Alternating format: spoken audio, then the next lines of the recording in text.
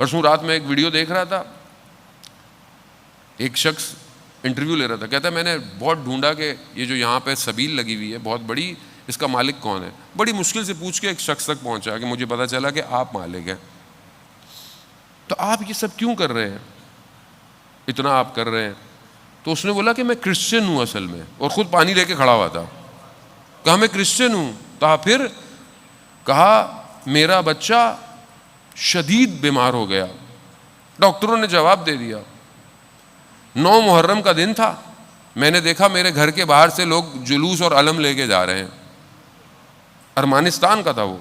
کہا لے کے جا رہے ہیں، تو میں نے وہیں کہا علم جس کا ہے، کیونکہ آوازیں آ رہی تھیں یا عباس یا عباس یا عباس.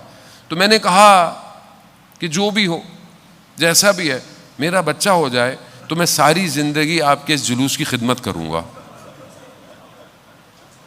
کہاں کہاں، کون کون. یہ ہوئین حسین کیست کہ عالم ہمیں دیوانی اوست. فارسی کا مصرع ہے نا، یہ حسین کون ہے کہ یہ پورا عالم اس کا دیوانہ ہوا ہے. امام حسین نے دروازوں کو سب کے لیے کھولا ہوا، سب کے لیے. آیت اللہ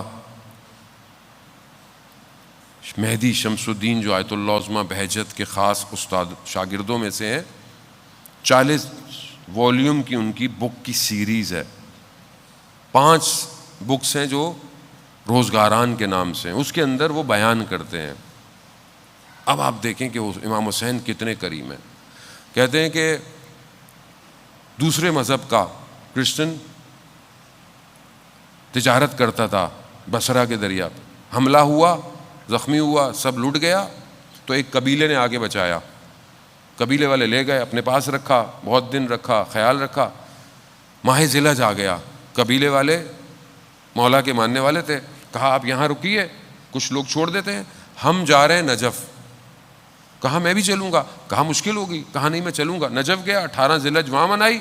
تھوڑے دن گزرے، قبیلے کے سردار نے بولا کہ کچھ لوگ واپس جائیں گے، آپ چلے جائیں، ہم یہاں سے کربلا جا رہے ہیں. کہا نہیں میں بھی جاؤں گا. کہا تکلیف ہوگی، سامان اٹھانا پڑے گا. کہا مسئلہ نہیں ہے. کربلا پہنچے تو 9 محرم کی شب تھی، شب عاشورہ تھی. اس کو نہیں پتا تھا کہ یہ کیا ہے. اس نے کہا یہ کیا ہے؟ گلیوں گلیوں میں لوگ گریا کر رہے ہیں، رو رہے ہیں، کیا ہے؟ انہوں نے اس کو ایک طرف بٹھا دیا اور وہ چلے گئے. یہ تھکا ہوا تھا، اس کی آنکھ لگ گئی، سو گیا. اس کی خواب میں اس نے کیا دیکھا کہ یہ جو بین الحرمین کی جگہ ہے وہاں کوئی بزرگ ہستی کھڑی ہوئی ہے، اور سامنے 2 شخص ہیں جن کے ہاتھ میں کوئی نام ہے، اور وہ شخص پوچھ رہا ہے کہ آج ہمارے زائر کون کون ہیں. تو انہوں نے یہ لسٹ دی کہ یہ ہیں. تو کہا وہاں وہ جو شخصیت تھی اس کو نہیں پتا کون ہے. کہا اس میں ایک نام کم ہے. وہ کہتے تھوڑی دیر پر آئے، پھر انہوں نے دیکھا، کہا یہی ہے. 2-3 دفعہ جب ہوا تو اس میں جو شخص جن کے پاس وہ فائل تھی، نام تھے، انہوں نے میری طرف اشارہ کیا.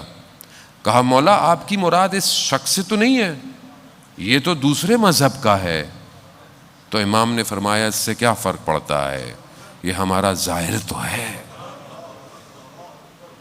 کہا ایک دم میری آنکھ کھلی، مجھے پسینے آئے، اور پھر ماجرا امام حسین. آج کی شب اور کل کی شب تک کچھ چیزیں ضروری ہیں ذرا موت. ایک، گریہ کرنا، حالت گریہ میں رہنا، ایک دوسرے کو تسلیت پیش کرنا. کوشش کریں ہاتھ نہ ملائیں، کوشش کریں مسکرائیں نہیں مسکرائیں، مطلب کوشش کریں، کیونکہ زہرا کا گھر اجڑ رہا ہے. مجلس سنیں، گھر بھی بیٹھے ہوں تو مجلس سن لیں، مصائب سنیں، مقتل کی کتابیں خود پڑھ لیں، جلوس میں جائیں، عزاداروں کی خدمت کریں جو کر سکتے ہیں. مطلب زیارت وارثہ پڑھیں، زیارت عاشورہ پڑھیں، زیارت نائیہ پڑھیں. کل اعمال ہے ماشاءاللہ الحمدللہ، آپ کے یہاں رات کو بھی اعمال ہیں، صبح اذان علی اکبر بھی ہے، پھر ظہر کے اعمال بھی ہیں، پھر اس کے بعد فاقہ شکنی. آپ کے پاس سب کچھ ہے، یہ سب آپ کا ہے. یہ جو آپ کو توفیق ہوئی ہے اس امام بارگاہ کی جناب ابو طالب کے صدقے میں، یہ آپ کا ہے، یہ آپ کو اس کو آباد کرنا ہے۔ یہاں والے سب لوگ نوکر ہیں، خادم ہیں، ہمیں بھی جو توفیق ہوئی ہے نوکری کی ہوئی ہے، پھر زندہ رہے اگلے سال مجھے توفیق ہوئی تو پھر آئیں گے، کسی کو نہیں پتا یہ آخری مجلس ہو، مجھے بھی نہیں پتا میں اٹھ کے پڑھ پاؤں گا نہیں پڑھ پاؤں گا۔ عزیزان محترم، خوب امام کو یاد کرے، ایسی کیفیت ہو جیسے لگے کہ آپ کا کوئی مر گیا ہے۔